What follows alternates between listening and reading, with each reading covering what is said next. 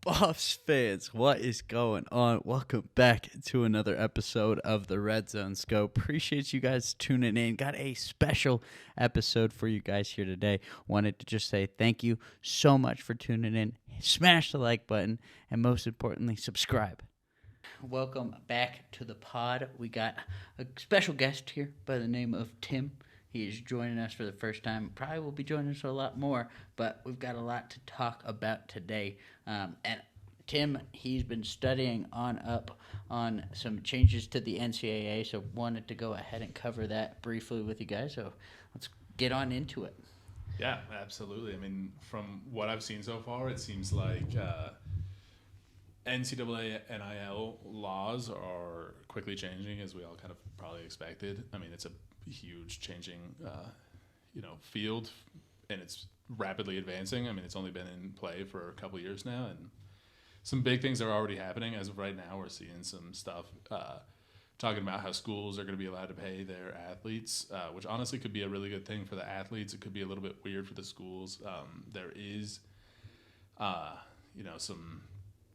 some help there for the athletes. I think they need it, and it also kind of takes away the play on bribery that a lot of people can offer. I know that Dave Portnoy was saying that he was offering about $2 million, Which is just ridiculous. For a quarterback. Yeah, no, I mean, obviously, this from the NCAA's changes are the $20 million cap to the whole program. I believe is what if I'm not mistaken, it would cover the whole athletic program at a $20 million cap, Yeah. And then the school would have to devise how to spend that money, separate where they want to put the funds.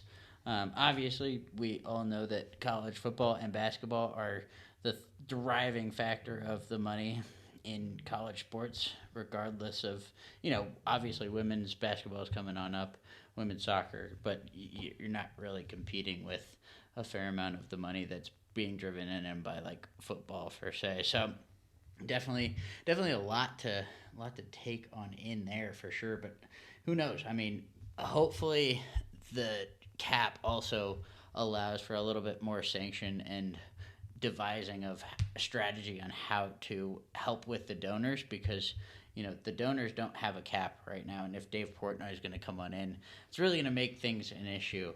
It's gonna get a little funky, and people with a lot of money are going to be able to pay to watch their school win. That's just not super fair, and it's not a ton of fun to let the sport go in that direction. Yeah, and also this is to add that on top of this $2 million cap, the NCAA owes $2.8 billion in damages to former and current college athletes. So a lot of student athletes, and we're going to emphasize the student last, athlete first, realistically, are going to be getting paid. So love to see that for them, and hope that it becomes a little bit more of a student athlete balance here for sure back with this change.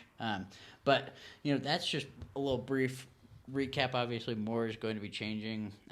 There's a lot in the future, but we're too far out for that to be predicted, so we're going to just talk about the most important thing on hand, and that's hopefully we can get a little bit more regulations and rules in place to help make sure that this game doesn't become the Wild Wild West and has a little bit more of a boundary to go by in a law. So that's a little bit of a wrap on that, but obviously we are also going to be covering CU K-State today, and we've got quite a matchup here.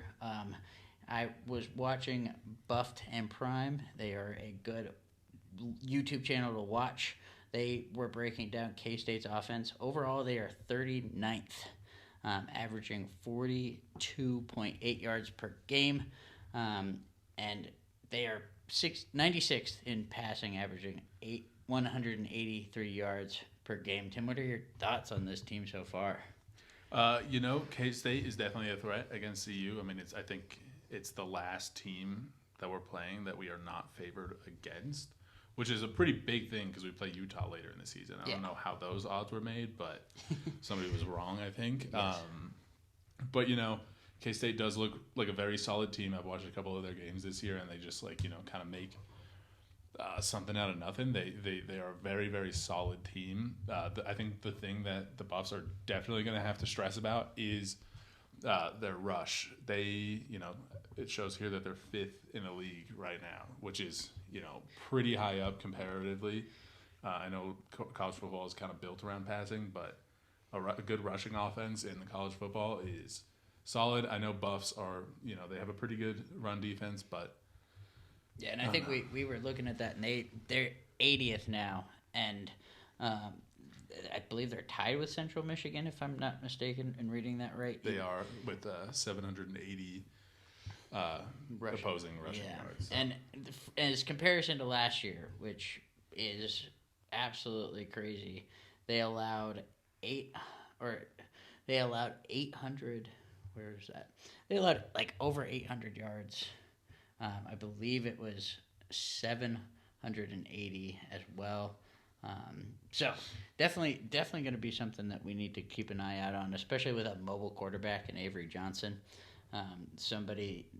Obviously, CU played a pretty mobile quarterback last game. I apologize, and KJ Jefferson, and were able to go ahead and limit him. But Avery Johnson's a little bit more of a actual versatile mobile quarterback as opposed to KJ Jefferson being a running back.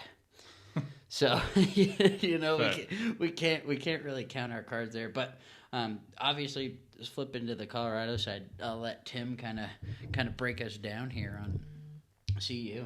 I mean, we all know CU's they're a passing team, but that's all they've got to their name. I mean, they do have some solid rushing plays, especially in that game against CSU. They had a pretty good rush offense, but I don't think K-State's going to allow it like that. I think it's going to have to be quick passes from Shadur.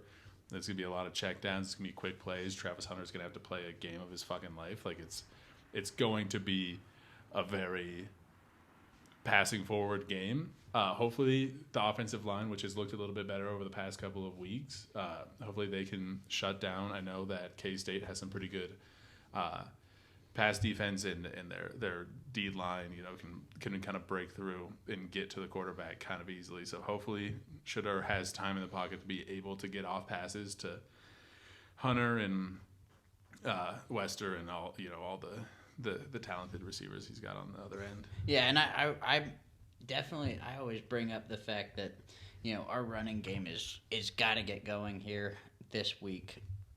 Is a key testament, really. We were looking at the college football running stats, and K-State was quite literally in the top 25. They're actually 16th in opposing rushing yards at 151 yards allowed, and that's a big deal. The good thing about that, though, is I don't think K-State's going to be really expecting the run. Yeah, we're probably going to run it a couple of times. It's not. Dion's going to say, let's run it a few times. If it doesn't work, we go back to tried and true. But yeah. I mean, and I want to see keep that thread alive. Absolutely, and I want to see Isaiah Augustave really have a big game. He is leading the team's rushing yards with 117 yards. Obviously, Dallin Hayden had a high ankle sprain for 2 games, so was out for quite a little bit. So, I imagine that'll swap to either Dallin Hayden or Micah Welch here in the next week after this game. But I definitely would love to see them utilize Isaiah Augustave a little bit more. Obviously, can't take away from the production that he's had, and got to give the ball to the hot hand. He's a bowling ball when it comes down to it, and much like Michael Welch. So hopefully we can get that run game going.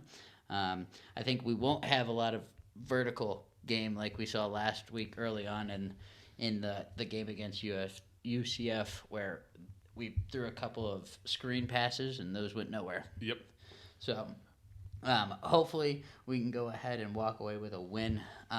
Wanted to go ahead and briefly just bring up the fact that scoring offense for K-State is 49th in the land, with averaging 29 points per game, and they are averaging time of possession at 70th with almost 30 minutes per game of time of possession. This is offense, still just for clarification. Which as is well. huge because it shows they don't necessarily know how to convert. Yeah, but they run the ball.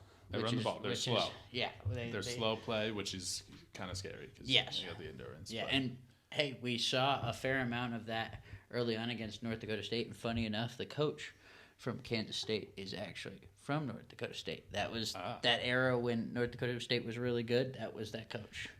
So don't see a whole lot changing there. But Tim, I understand K-State is favored by, I believe, 4.5 right now. Who are you taking? And if you were a betting man, what would you kind of throw together for a parlay on this game? Crazy you ask, because I am a betting man. Okay.